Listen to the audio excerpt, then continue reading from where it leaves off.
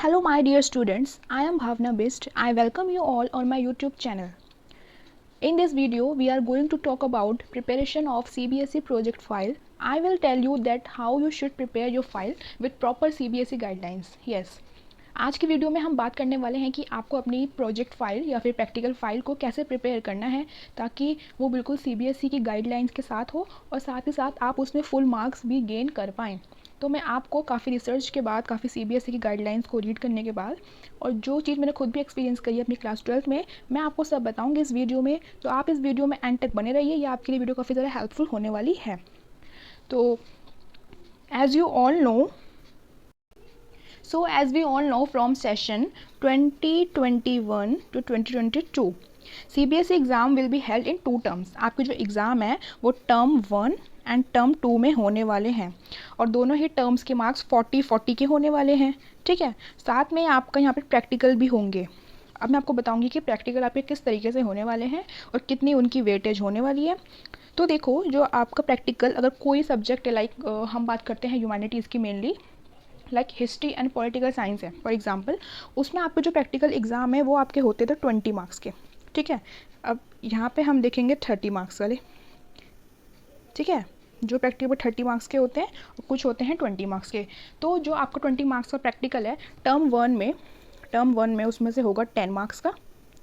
ठीक है, and term 2 में उसका होगा 10 मार्क्स का, यानी कि आपको 2 बार प्रैक्टिकल एग्ज़ाम देने पड़ेंगे।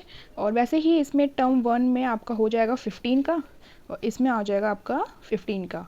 ये तो आपको खुद ही देखना पड़ेगा जौन सा जितने मार्क्स का है आपका। अगर 20 मार्क्स का है तो आपका फिर ये पैटर्न है, अगर 30 का है तो फिर ये वाला पैटर्न है। ठीक है, अब हम बात कर लेते हैं कि जो आपके टर्म 1 के प्रैक्टिकल हैं उसमें क्या क्या होने वाला है। देखो, आपको जो अपनी फ़ाइल की प्रिपरेशन है वो तो आपको स्टार्ट कर देनी है।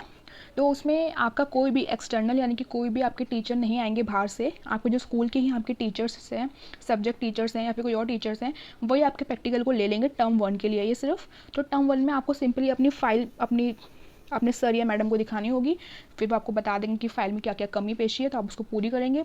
ठीक है, और टर्म 1 में आपका वैसे वाइवा ज़रूरी नहीं है कि होगा, बट आपके टीचर्स आपसे क्वेश्चंस पूछ भी सकते हैं कि आपने कितना पढ़ा है अभी तक, उसकी नॉलेज के लिए। बाकी मेन आपका इसमें जो भी है आपका सारा आपका इंटरनल के साथ ही होगा और हर स्कूल का अपना अपना अलग अलग हिसाब होता है। तो आपके स्कूल ने आपको बता दिया होगा कि हम टर्म 1 में वाइवा लेंगे या नहीं लेंगे, जो भी है आपका।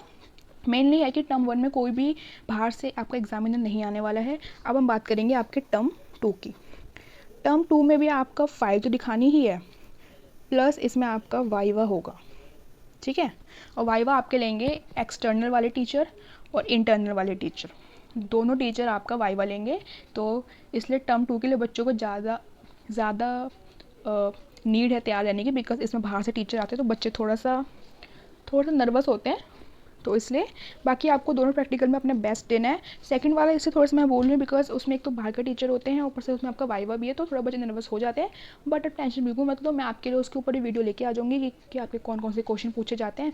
आप मुझे कमेंट बॉक्स में टॉपिक लिख देना, मैं आपको उसके ऊपर आपको बता दूँगी कि इस टॉपिक से प्रैक्टिकल एग्ज़ाम में वाइवा में ये क्वेश्चन पूछे जाएंगे। ओके, तो ये तो आपको मैंने बता दिया कि टर्म 1 में कैसा होगा और टर्म 2 में आपका कैसे होने वाला है। ठीक है, याद रखना कि फ़ाइल आपकी बिल्कुल रेडी होनी चाहिए अच्छे से। फाइल के मार्क्स होते हैं और प्लस आपके वाइवा के। ठीक है, अब हम बात कर लेते हैं कि आपको अपना जो टॉपिक है जो आपका फॉर योर प्रोजेक्ट फाइल, तो आपको कैसे चूज़ करना है, कहाँ से चूज़ करना है। देखो, आपकी जो बुक है ना एनसीईआरटी बुक, वही है आपकी जो कुछ है। एग्ज़ाम में भी अगर आप सिर्फ उसी में से पढ़ के जाओगे ना, तब भी आपके full out of full marks तो आने ही आने, बिकॉज उससे बाहर कुछ भी नहीं आता। ठीक है, तो अभी हम बात कर रहे हैं प्रैक्टिकल एग्ज़ाम्स की, तो मैं आपको सिर्फ प्रैक्टिकल के बारे में भी सिर्फ इसमें इन्फॉर्म करूँगी।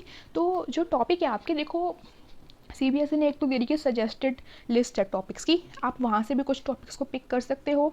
बट अगर वहाँ से आपको टॉपिक्स कुछ अच्छे नहीं लगे, इंटरेस्टिंग नहीं लग रहे हैं, तो आप सिंपली आपको जो चैप्टर है, जौन सा भी चैप्टर आपका फेवरेट है ना, उसमें से आप अपनी फ़ाइल बना डालो।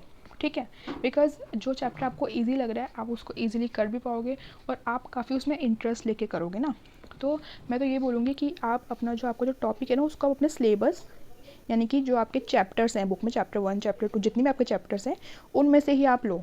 ठीक है, अब बात आती है, कई बच्चे बोलते हैं कि हम अपनी फ़ाइल में कुछ एक्स्ट्रा नॉलेज भी लिखना चाहते हैं, तो हम वो कैसे लिखेंगे।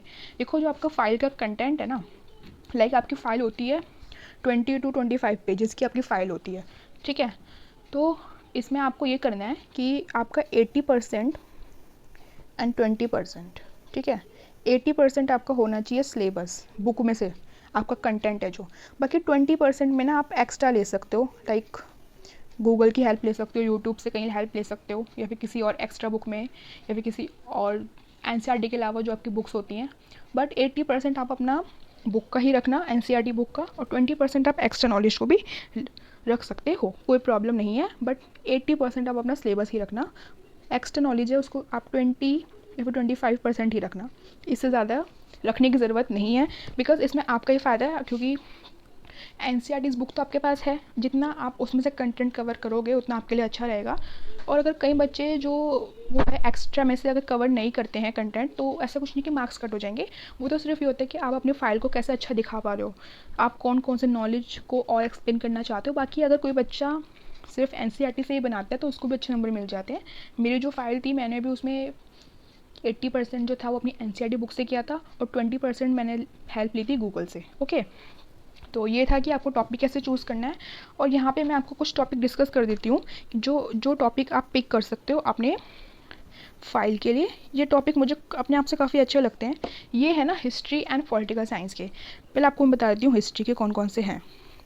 हिस्ट्री में देखो मुझे सबसे अच्छा जो लगा वो है मोहनजोदाड़ो।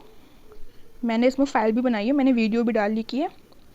और फिर है रिवॉल्ट है, ये रिवॉल्ट ऑफ 1857। ये दो टॉपिक है मुझे जो काफ़ी ज़्यादा पसंद आते हैं हिस्ट्री में। और एक और है विजयनगरा एम्पायर, ये भी काफ़ी अच्छा टॉपिक है। और फिर एक है इसका नेशनल मूवमेंट। ये टॉपिक काफ़ी बच्चे पिक करते हैं, आप भी ले सकते हो उसको।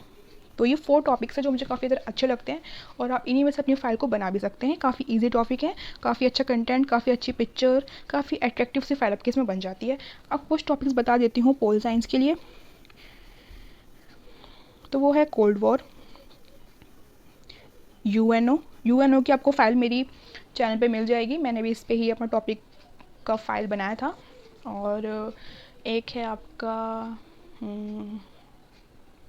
बहुत से टॉपिक्स हैं, उसमें से भी है जो आपकी बुक 2 है ना, उसमें तो आप कोई सा भी ले लो, challenges of the nation development, कोई से भी ले लो जो आपको अच्छे लगते हैं। बट मेनली जो ये टॉपिक है काफ़ी ज़्यादा चलते हैं, इसमें कंटेंट काफ़ी अच्छा मिल जाता है, टॉपिक चैप्टर काफ़ी ईजी भी है, तो आप इसलिए आप वाइवा के लिए ज़्यादा इसमें रेडी भी रह पाते हो। तो यहाँ मैं डिस्कस कर दिया टॉपिक्स। अब मैं आपको बता देती हूँ कि कुछ बेसिक चीज़ें हैं जो आपको याद रखनी है जब आप अपनी फ़ाइल बना रहे हो। फ़ाइल ना आपकी होनी चाहिए हैंड रिटन। कई बच्चे क्या करते हैं, गूगल से ही, बहुत कम बच्चे करते हैं वो क्या करते हैं कि प्रिंट आउट्स निकलवा लेते हैं और उसको पेस्ट कर देते हैं। नहीं, फ़ाइल में आपको खुद ही लिखना पड़ेगा, ठीक है। और फाइल आपकी नीट एंड क्लीन होनी चाहिए, ये तो अंडरस्टूड है। और फाइल के जो पेजेस हैं, बच्चे काफ़ी डाउट में रहते हैं कितने पेज बनाए। मेरी क्लास में कुछ बच्चों ने 50 पेज की फ़ाइल बना ली थी, उसका कोई यूज़ नहीं है, ठीक है। आपको बनानी है सिर्फ 20 to 25 पेजेस की file, and it's enough, okay. और फिर आपको ना इसमें पिक्चर भी पेस्ट करनी है, रिलेटेड पिक्चर्स, ऐसे नहीं कुछ भी। लाइक मोहनजोदाड़ो है तो मोहनजोदाड़ो से रिलेटेड ही पिक्चर पेस्ट करेंगे आप, यानी कि विजयनगर की कर दे रहे हैं, ये तो आपको पता ही है, ठीक है। और फाइल को आपको ना कवर करना है, फाइल हमेशा कवर होनी चाहिए, कवर के बिना फाइल मत लेके जाना एग्जामिनर के पास, ठीक है। बिकॉज जो कवर है उससे ही फाइल आपकी अच्छी दिखती है, अगर आप बिना फाइल के बनाओगे तो वो अच्छा नहीं लगता है।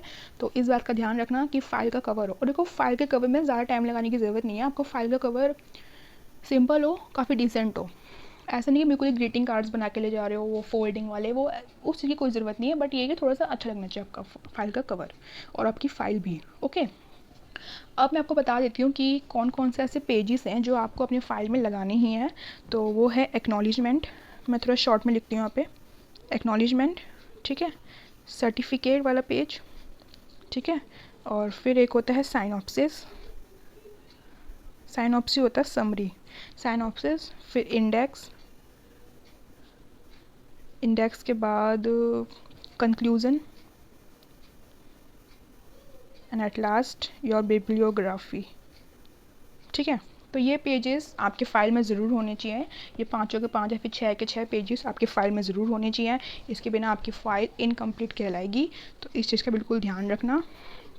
अब बता देती हूँ कुछ इंपॉर्टेंट कुछ और चीज़ें भी, कि आपको हमेशा A4 साइज़ का ही यूज़ करना है।